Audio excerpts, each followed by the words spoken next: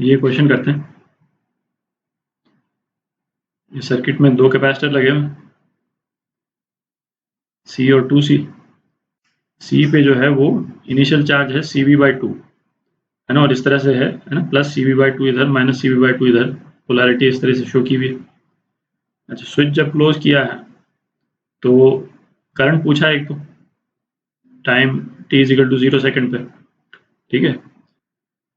यदि capacitor charge नहीं होता तब तो सिंपल ही था, तब तो दोनों कैपेसिटर्स को शॉर्ट करके I जो है वो हमारा कितना आ जाता, V/R आ जाता। अच्छा, यहाँ पे क्या है, कैपेसिटर पे चार्जिंग है तो पोटेंशियल डिफरेंस कितना है कैपेसिटर के अक्रॉस इनिशियली, जब ये स्विच बंद नहीं है, तो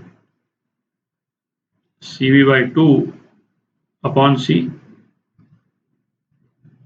V/2 का पोटेंशियल डिफरेंस है और इसका पोटेंशियल डिफरेंस का डायरेक्शन जो है वो बैटरी के EMF के अपोजिट है, ठीक है।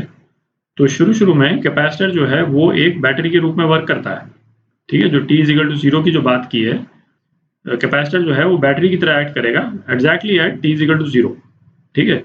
और उस बैटरी का EMF कितना होगा, जितना पोटेंशियल डिफरेंस है कैपेसिटर के अक्रॉस, ठीक है। तो इस सर्किट में t=0 पे करंट हमको निकालना होगा, तो हम इसको निकालेंगे V माइनस V/2 = IR, ठीक है। यहाँ से गए, है ना, पोटेंशियल डिफरेंस V राइज किया, V/2 फॉल किया और माइनस IR इधर, ठीक है। तो करंट एट t=0 कितना हो गया, V/2R, ठीक है। तो ये आपका A पार्ट का आंसर हो गया।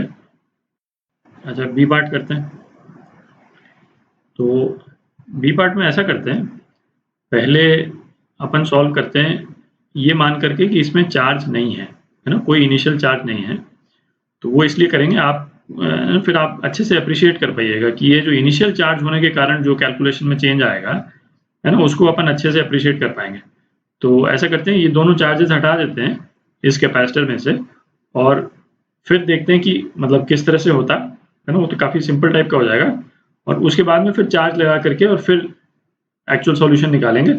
तो दोनों ही केसेस देख लेंगे, उससे थोड़ा सा ना आप अप्रिशिएट कर पाइएगा कि चार्ज के कारण जो है वो डिफरेंस क्या आता है कैलकुलेशन में, ठीक है। तो पहले ये चार्ज हटा देते हैं। तो ये चार्ज हमने हटा दिया, है ना। अब देखते हैं सर्किट कैसे बिहेव करता है। तो ये तो सिंपल सर्किट है, इसका तो हम टाइम कांस्टेंट निकाल लेते हैं सबसे पहले। तो C इक्विवेलेंट कितना हो गया, 2 कैपेसिटर्स हैं सीरीज में, तो C × 2C अपॉन C+2C, तो 2C/3 हो गया, ये C इक्विवेलेंट। तो टाइम कांस्टेंट टाउ इस सर्किट का क्या हो गया, RC इक्विवेलेंट, ठीक है।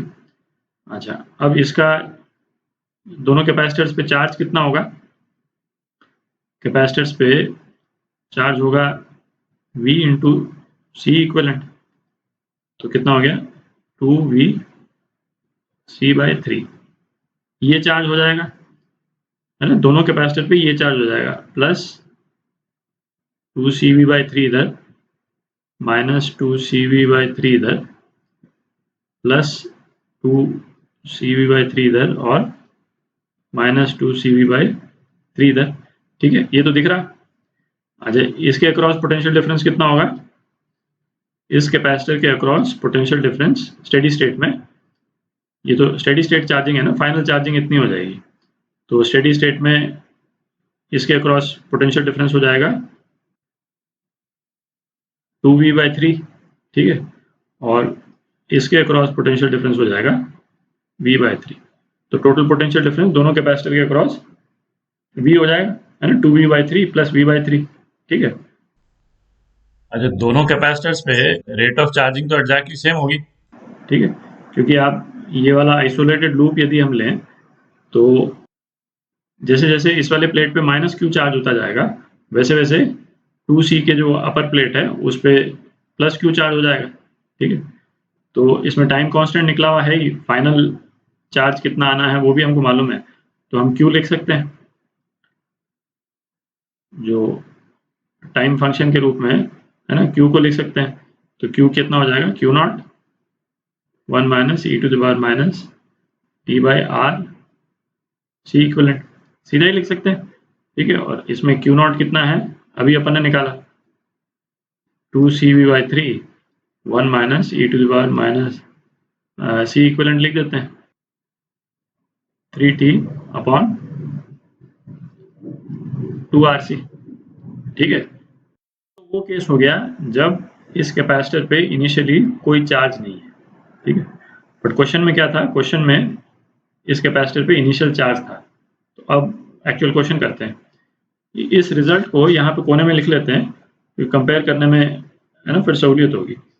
तो कैपेसिटर्स पे जो चार्ज आ रहा है, मैं दोनों लिख देता हूँ, Q C is equal to Q to C, है ना, सी कैपेसिटर पे 2c कैपेसिटर पे फाइनल चार्ज कितना आ रहा है 2cv बाई 3, और q जो है वो ऐसे वेरी कर रहा है 2cv by 3 1 minus e to the power minus 3t upon 2rc, ठीक है, इस तरह से वेरी कर रहा है।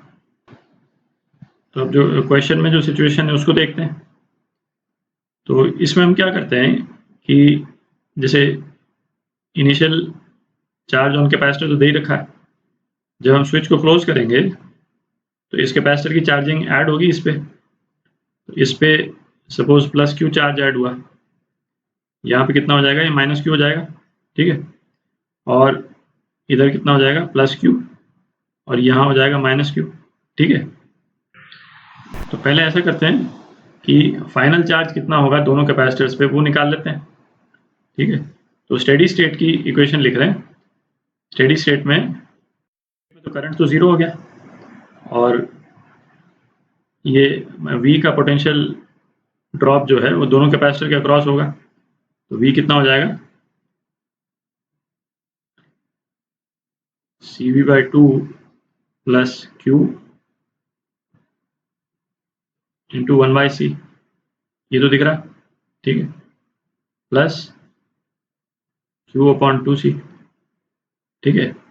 ये पहला वाला टर्म हो गया, ये कैपेसिटर C के अक्रॉस पोटेंशियल ड्रॉप, और दूसरा वाला टर्म हो गया 2C के अक्रॉस पोटेंशियल ड्रॉप, ठीक है। तो ये कितना हो गया, ये हो गया Q 1 by c plus 1 by 2C is equal to V by 2।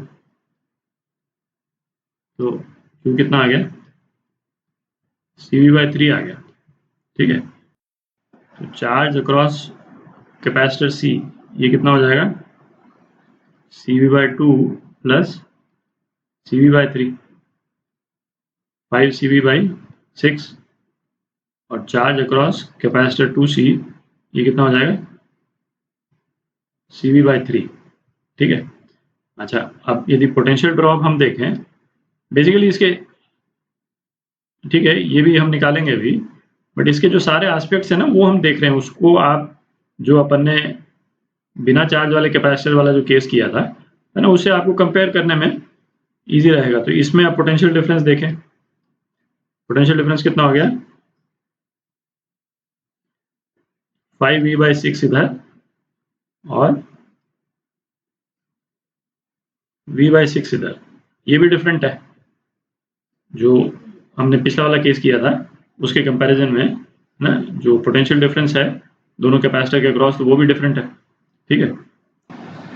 अच्छा, अब हम सीधा इसका जो कैपेसिटर सी पे जो चार्ज है उसकी इक्वेशन हम सीधा ही लिख सकते हैं, ठीक है। अब जैसे इसको हम देखें तो इसमें QC कितना आया अपना CV by 2 plus CV by 3, ठीक है।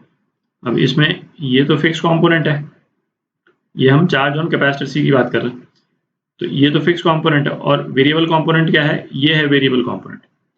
पहले जो था वो वेरिएबल कंपोनेंट कितना था, ये था, पूरा का पूरा वेरिएबल था, है ना, क्योंकि जीरो से चार्ज हो रहा था। इसमें वेरिएबल कंपोनेंट केवल इतना है। अच्छा, इस वेरिएबल कंपोनेंट के चार्ज होने के लिए टाइम कांस्टेंट तो सेम ही रहेगा। जो टाइम कांस्टेंट रहता है किसी भी सर्किट का वो तो सेम रहता है, वो इंडिपेंडेंट है कि किसी भी कैपेसिटर पे इनिशियली कोई चार्ज है या नहीं, है ना, क्योंकि वो तो रेट ऑफ चार्जिंग है। तो इसको हम सीधा लिख सकते हैं, जो fixed component CV/2 fixed component हो गया और वेरिएबल कंपोनेंट ये हो गया 1 माइनस e⁻³ 3t/2RC। ठीक है, बेसिकली -t/RC इक्विवेलेंट लिखा है, टाइम कांस्टेंट क्या लिया है, R × C इक्विवेलेंट। यहाँ पे भी सेम था और यहाँ पे भी सेम है। ठीक है, तो चार्ज ऑन कैपेसिटर C वो इस तरह से वेरी करेगा। ठीक है, अच्छा ये रिजल्ट तो जैसे अपन ने सीधा ही लिख दिया, तो इसको यदि आप फर्स्ट प्रिंसिपल से निकालना चाहें तो वो भी निकाल सकते हैं, है ना। मैं वो इसका इक्वेशन लिख देता हूँ और उससे फिर ये जो है वो आ जाएगा। तो इक्वेशन भी लिख लेते हैं, है ना, लॉन्ग फॉर्म वो भी आना चाहिए। तो वो ट्रांजिशन की इक्वेशन लिखते हैं, है ना, इस सर्किट के लिए कितना हो जाएगा, V = IR plus QI plus Q upon C plus Q/2C। QI क्या है, ये CV/2 है ना, इनिशियल चार्ज जो है वो QI मैंने लिख दिया इसको। ठीक है, तो और QI/C कितना हो जाएगा, V/2 है ना, ये CV/2 है अपॉन C V/2, तो ये कितना हो जाएगा, V/2 = IR प्लस और ये Q/C प्लस Q/2C है ना, ऐड कर दें अपन तो 3Q/2C। ठीक है, अब हम इसको 2C/3 से मल्टीप्लाई कर देते हैं तो कितना आ जाएगा, CV/3 = R 2C/3 dQ/dt plus Q। ठीक है, तो ये आपकी इक्वेशन आ गई भाई, ये आपकी इक्वेशन आ गई। इसको आप सॉल्व कीजिएगा, ये Q के लिए आइए, है ना, तो ये वाला पोर्शन आएगा इसमें, ये इनिशियल का जो कांस्टेंट है वो नहीं है ना, ये वाला पोर्शन आ जाएगा इससे, ये दिख रहा है CV/3, ये CV/3 यहाँ पे Q0 वाले पोजीशन पे और ये R × C इक्विवेलेंट ये यहाँ पे आ गया, ये ऊपर आ जाएगा।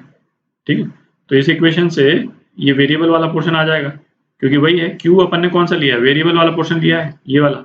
ठीक है, तो उसमें आपको QI ऐड कर देना पड़ेगा। ठीक है, तो उससे आपका QC का रिलेशन आ जाएगा।